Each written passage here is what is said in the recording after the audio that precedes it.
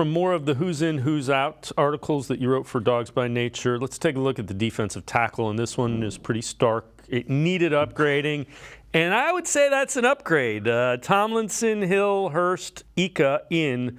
Brian still out. Elliott, they adjusted his contract. So that it needed upgrading, and it got a pretty nice little facelift there.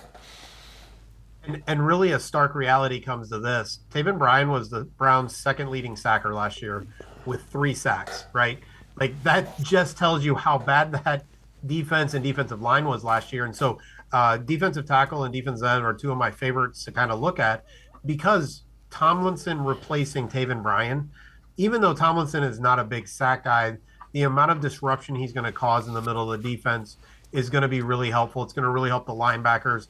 Ika, again, we talked about it in my last time on the show. I'm not totally sold on how they plan to use him, but better than Ben Stille, I'm pretty sure that's likely. And then Tristan Hill is a run stopper. Maurice Hurst is a pass rusher. My guess is, based on injury history, not both of them are probably not going to make the roster. But if one or the other does, they still have a little bit of money to spend in free agency. There's a few defensive tackles still out there.